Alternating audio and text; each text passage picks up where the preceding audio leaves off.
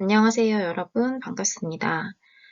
코로나19로 개강이 연기되고 2주 동안 온라인 강의를 수행하는 관계로 이렇게 온라인상으로 먼저 만나게 되었는데요. 실제 여러분들과의 만남은 4월이나 되어야 할 것 같습니다. 따뜻한 봄이 오듯이 평범한 일상으로 어서 돌아가기를 모두의 소망처럼 바라봅니다. 저희 수업 교과목은 호스피스 완화 간호입니다.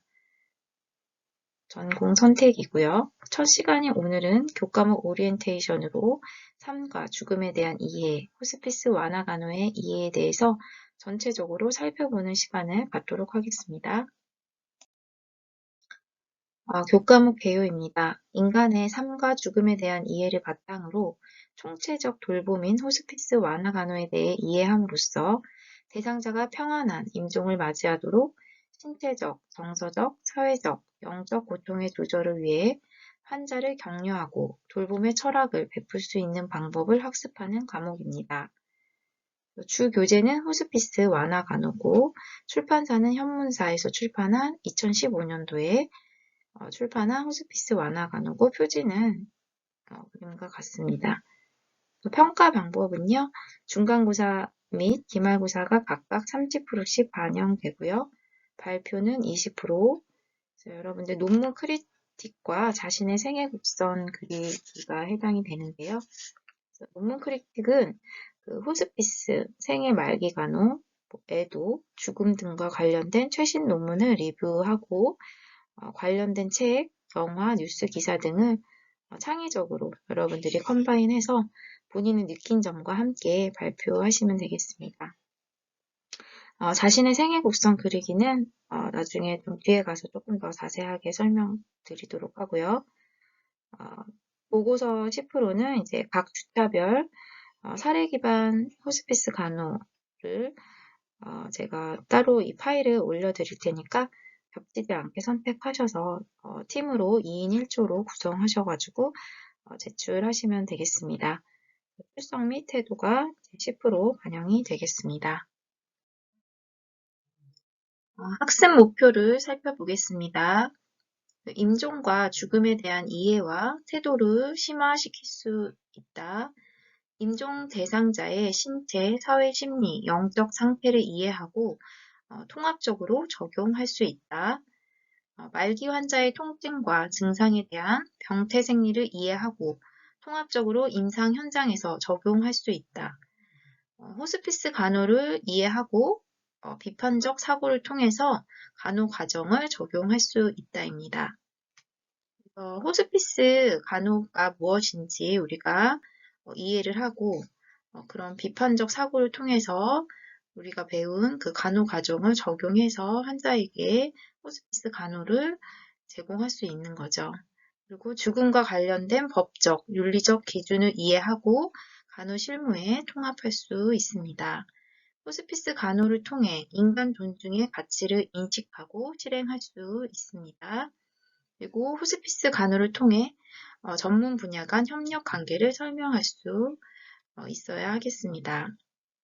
그래서 호스피스 간호라고 해서 우리 간호사만 또 이렇게 혼자 케어를 하는 것이 아니죠. 그래서 항상 이렇게 다학제적인 전문 분야 간의 협력 관계가 상당히 중요합니다. 그래서 의사나 뭐 간호사, 사회복지사, 또 호스피스 간호에 이렇게 같이 해주시는 성직자, 또 자원봉사자들도 많고요. 그리고 뭐 기타 또 뭐 간호조무사분들이나 치료사, 뭐 물리치료사, 언어치료사, 작업치료사 뭐 많죠. 그분들이 항상 호스피스라고 해서 병상에 계속 누워있는 것이 아니라 일상적인 그런 병원에서 생활을 또 하시기 때문에 이런 다른 의사소통이나 그런 영적인 측면에 대한 보안요법의 실시를 또 같이 많이 하기 때문에 그런 여러 기타 요원들이 많이 있습니다, 병원에. 그래서 그런 분들과 같이 협력 관계를 우리가 함께 해야지 이렇게 완전한 호스피스 간호가 더 잘 이루어질 수 있겠습니다. 주별 강의 내용을 자세히 보겠습니다. 그래서 1주차는 이제 교과목 오리엔테이션이고요. 오늘 지금 하는 거고요. 2주차는 말기 환자의 전인적 돌봄 과정과 아동, 청소년 호스피스 완화 간호고, 3주차에 비암성 말기 환자 간호, 4주차 통증 완화 간호, 5주차와 6주차에는 이제 신체 증상 완화 간호가 들어가겠습니다. 7주차에 정신 증상 완화 간호, 그리고 중간고사 전에 그 사례 기반 케이스 스터디 한 것을 가지고 문제 기반 학습법으로 조별 토론을 함께 하는 것을 넣었습니다. 8주차 중간고사 있고요. 9주차에 가족간호, 영적간호, 10주차에 보안요법, 11주차 임종간호, 사별간호, 장례예식, 12주차 의사소통과 상담, 13주차에 호스피스 완화간호팀 관리체계, 그 다음에 14주차에 질 향상 관리, 완화간호의 실제까지 해보고, 또 기말고사 전에 케이스 스터디를 가지고 PBL 수업을 하도록 하겠습니다. 그리고 15주차 기말고사로 호스피스 완화 간호를 종강하게 되겠습니다. 아까 여기 옆에 어디서 많이 본 비석이 보이죠? 그래서 호스피스 하면 떠오르는 것이 무엇이 있을까요? 우리가 태어난 이상 삶과 죽음은 떼어놓을 수 없습니다. 그렇다면 또 이제 웰빙은 알겠는데 웰다잉이란 무엇일까요? 살아온 날을 아름답게 정리하는 평안한 삶의 마무리를 일컫는 말이죠. 삶의 마지막이자 가장 중요한 길이라고 할 수 있는 이 죽음을 스스로 미리 준비하는 것이 자신의 생을 뜻깊게 보낼 뿐 아니라 남아있는 가족들에게도 도움이 되는 것이라는 그런 인식이 확산되면서 나타나는 현상인데 한국 죽음학회에서는 당하는 죽음이 아니라 맞이하는 죽음이 되어야 한다고 강조하고 있습니다. 이 비석은 이제 조지 버나드 쇼가 95세의 나이에 임종을 앞두고 직접 묘비에 새겨달라고 남긴 말이죠. 우물쭈물하다가 내 이럴 줄 알았다. 또 이런 웰다잉 차원에서 비문을 미리 생각해둔 사람들도 있습니다. 그래서 코미디언 김미화는 웃기고 자빠졌네. 사진가 임종진은 섣부른 여유의 삶, 그저 이렇게 살다 간다를 비문으로 지어서 두었다고 하고요. 국민 사회자로 이제 널리 알려진 최강기는 자신의 비문에 깰라를 쓰고 싶다고 말했다고 합니다. 그래서 우리가 이렇게 아까 자신의 생애 곡선 그리기를 해본다고 했는데 한번 자신의 생애 곡선을 이제 그려봄으로써 자신에 대한 이해와 다른 사람들의 그런 삶에 대한 이해까지 넓힐 수 있는 그런 계기가 될 거라고 생각이 듭니다. 그래서 그런 의미에서 우리는 또 지금 간호 학생으로서 여러분들이 또 미래의 예비 간호사로서 스스로 먼저 자기 자신에 대한 이해가 필요하고 과거를 성찰해보고 또 현재와 미래를 계획해봄으로써 자신의 삶에 대한 이해가 넓어질 뿐만 아니라 또 간호사로서 꼭 필요한 덕목 중에 하나인 다른 사람의 삶 또한 이해를 잘 할 수 있을 거라고 생각합니다. 여기에 이건 저의 생애 곡선인데요. 이런 식으로 크게 10년, 20년 단위로 자신의 삶이 모든 부분이 다 기억에 남거나 중요한 하나의 키포인트의 사건들이 하나씩 있으실 거예요. 자기 터닝 포인트가 되는 그런 걸 기준으로 해서 생애 곡선을 한번 작성해 보시는 기회를 가지시길 바랍니다. 아까에 이어서 논문 크리틱 보고서와 제출 방법과 작성 방법을 좀 자세히 설명드릴게요. 그래서 논문 크리틱은 아까 호스피스나 생애 말기 간호, 애도, 죽음 등과 관련된 여러분들 리스라든지 논문 검색하는 그런 사이트에 들어가셔서 최신 논문을 리뷰하시고 본인이 논문 주제를 제목을 선택하셔서 하면 되고 따로 정해진 양식은 없습니다. 그래서 간단하게 논문 제목과 출처, 그리고 서론, 본론, 결론, 느낀 점으로 해서 A4 한 두세 장 분량으로 해서 작성하시고 나중에 발표는 10분 이내로 발표 형식은 자유입니다. PPT를 만들어서 하셔도 되고 워드 파일을 그냥 앞에 화면에 띄우고 하셔도 됩니다. 그렇게 하셔가지고 간단하게 좀 작성해서 제출해 주시면 되고 제목은 논문 제목 쓰시고 서론에는 보통 논문을 보면 뭐 연구 필요성, 목적 이런 것들이 쭉 있잖아요. 문헌고찰, 연구 방법, 연구 결과 이렇게 있는데 그거를 일일이 하나하나 다 할 필요 없이 그냥 서론에 연구의 필요성 적으시고 그다음에 본론에 뭐 문헌고찰이라든지 연구 결과, 그다음에 논의, 결론 같은 걸 적어주시면 되겠고요. 느낀 점에 본인의 이제 본인이 뭐 관련된 책이라든지 영화, 뉴스 기사 등을 같이 본 것이 있을 거 아니에요.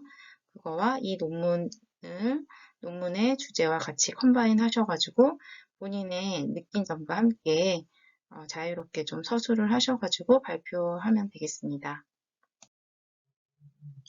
그럼 이제 그 보고서 작성과 PBL 학습에 필요한 그 사례 기반 호스피스 간호에 대해서 설명을 해드리겠습니다. 이렇게 12가지 그 사례 주제들이 있는데요. 이 중에서 이제 겹치지 않게 여러분이 원하는 주제를 2인 1팀으로 구성해서 선택하시면 됩니다.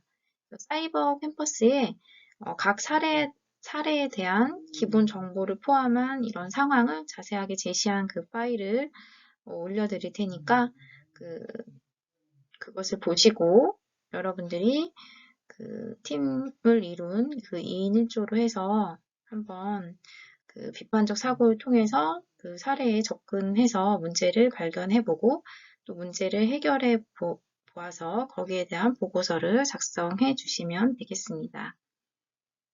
그래서 문제 사례 접근은 일단 뭐 나중에 또 파일에 자세하게 제가 올려드리겠지만 문제 발견은 그런 사례를 제가 올려드린 이 주제에 관한 그런 상황과 기본 정보를 통한 이 사례를 분석한 결과 발견된 간호 문제가 또 무엇인지, 그다음에 이런 발견된 간호 문제를 해결하기 위해서 우리에게 필요한 간호 지식에는 또 어떤 것이 있을지, 또 그런 간호 문제를 해결하기 위해서 또 필요한 간호 중재는 어떤 것이 있을지 그런 것들을 한번 적어볼 수 있고요.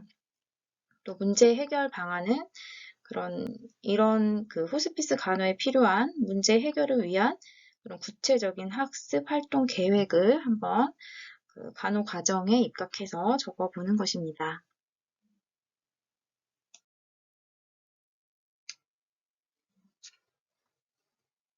그래서 인간은 여기 그림에서처럼 이렇게 아기로 태어나서 이렇게 성장을 하고 다시 노인이 돼서 죽음에까지 이르는 과정을 거치게 됩니다.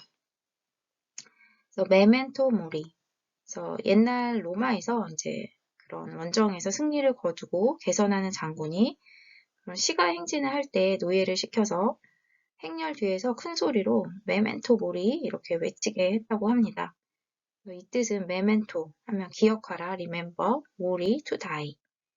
죽는다는 것, 죽음을 기억하라는 뜻이죠.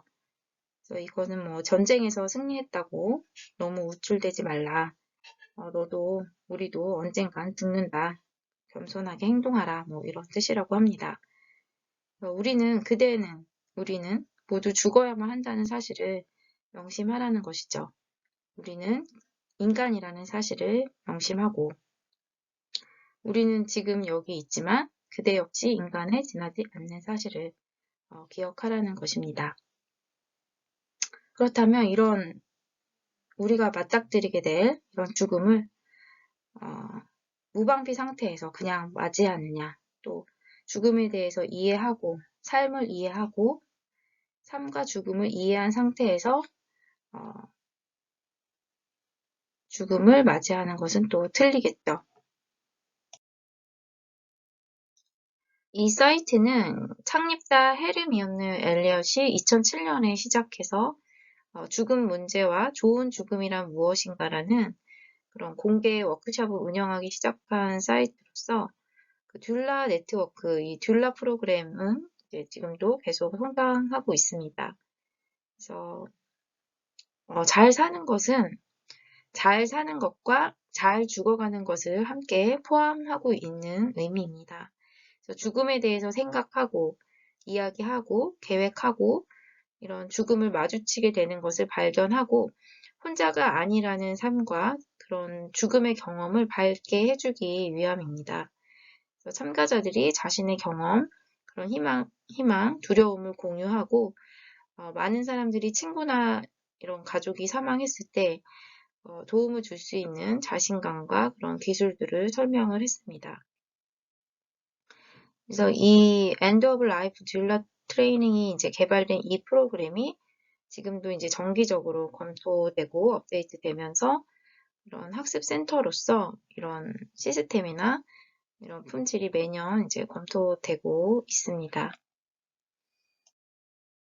그래서 호스피스 케어란 정의가 이제 죽음을 앞둔 말기 환자와 그 가족을 사랑으로 돌보는 행위로서 환자가 여생 동안 인간으로서의 존엄성과 높은 삶의 질을 유지하면서 삶의 마지막 순간을 평안하게 임종을 맞이하도록 신체적, 정신적, 사회적, 영적으로 도우며 사별 가족의 고통과 슬픔을 경감시키기 위한 총체적인 돌봄입니다. 그래서 우리가 호스피스 간호라 함은 그 죽음을 앞둔 말기 환자뿐만 아니라 그 가족 주변에 있는 그런 사별 가족의 고통까지 함께 케어해주는 총체적인 돌봄을 의미한다고 볼 수 있습니다. 죽음의 정의를 다시 한번 보면 첫 번째로 살아있는 상태의 종결을 의미하는 것이죠. 그래서 즉 다시 말하면 아까 말했듯이 죽어가는 과정이 끝나는 것입니다. 임종이란 넓은 뜻으로 봤을 때는 출생의 순간부터 시작이 되는 것이고 삶의 과정 전체와 동일한 과정이겠죠. 또 작은 협의로 봤을 때는 다시 삶을 회복할 수 없는 가능성이 희박한 상황이라는 것입니다. 그래서 로버트 비에치가 말한 죽음에 대한 정의는 이제 상실이라는 큰 상실로 정의될 수 있는데 로버트 비에치의 죽음의 정의 4가지 차원에서 한번 보겠습니다. 그래서 공식적, 일반적 의문과 관련한 죽음의 정의로는 이런 불가역적인 그런 생체액 유동 기능의 불가역적 상실로 정의를 했습니다. 그래서 죽음을 결정하기 위해서는 심장, 혈액, 허파, 호흡을 관찰해서 죽음의 여부를 판별한다는 것입니다. 그리고 상실은 무엇인가라는 의문과 관련돼서 죽음의 정의는 신체로부터 영혼의 불가역적 상실로 정의, 즉 영혼의 유무로 죽음을 판별한다는 것이죠. 그래서 많은 문화권에서는 이 영혼의 유무로 이것을 기준으로 죽음을 또 판별하기도 합니다. 그리고 죽음의 영역과 관련된 어디를 확인할 것인가. 그래서 신체적 통합 능력의 불가역적 상실로 정의하고 인간은 통합적 존재로 인식해서 그 신체 내부 환경의 통합 능력의 상실 여부를 죽음으로 정의를 한다는 것입니다.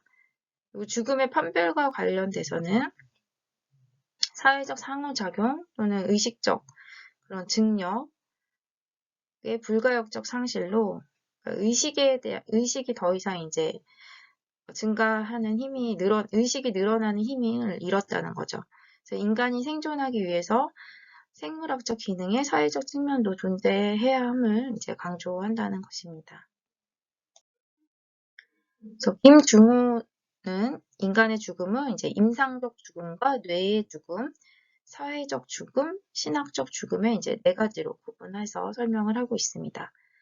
그래서 죽음의 유형은 생물학적 죽음으로는 우리가 호흡정지, 심장, 동공이 확대됐다거나 죽음의 판단 기준으로 하는 이른바 이제 그런 3징후설에 의해 근거해서 인간의 장기 기능이 이제 정지된 상태를 의미하겠고요.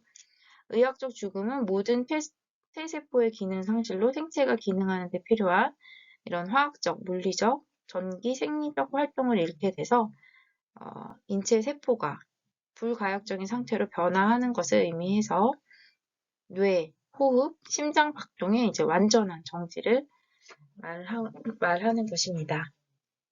그러니까 의사가 이제 사망 선고서를 쓰죠. 의사가 판단하는 죽음이라고 생각하시면 되겠습니다. 그래서 사회적 죽음은 생명은 유지되고 있지만 인간으로서 기능을 전혀 할 수 없는 상태죠.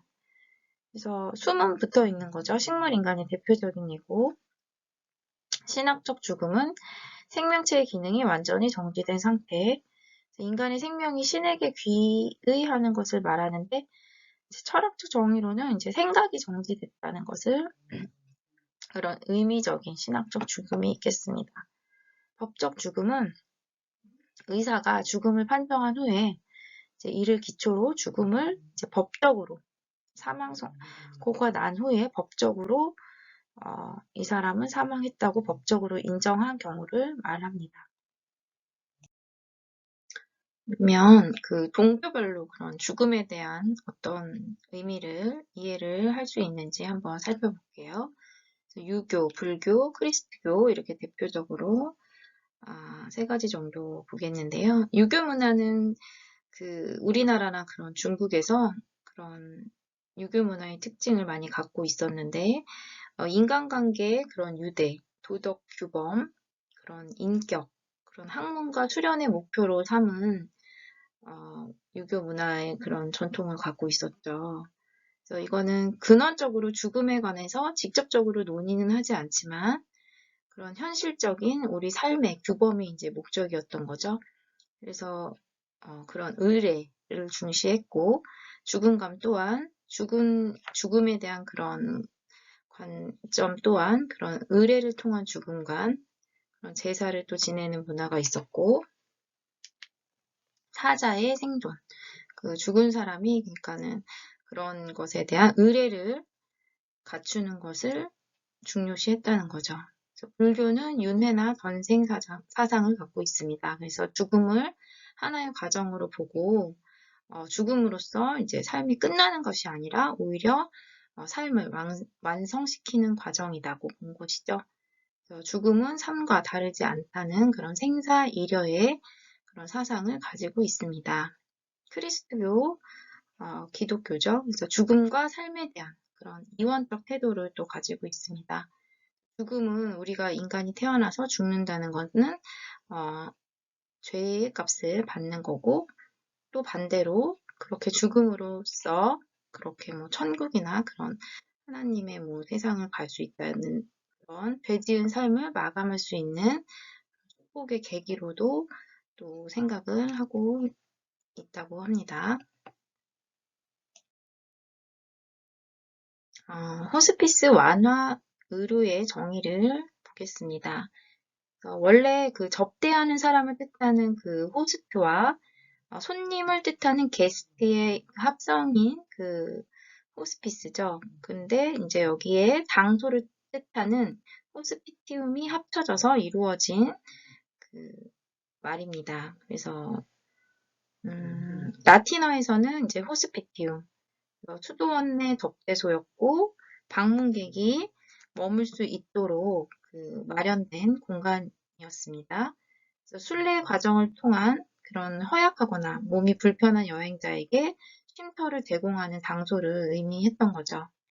현대적 의미의 호스피스는 그 영국의 사운더스에서는 호스피스란 신체적, 정서적, 사회적, 영적 고통의 조절을 위해서 다학제적 팀에 의해 제공되는 것으로 다른 사람과의 관계 회복, 영적 가치의 발견 등 잠재적인 가치를 극대화하기 위해서 환자를 격려하고 그런 감정적, 정서적인 지지를 받고 환자의 신념이나 믿음을 존경해주면서 그런 종교적인 신앙의 부족한 부분까지도 포함하는 것이다 라고 정의를 하고 있습니다.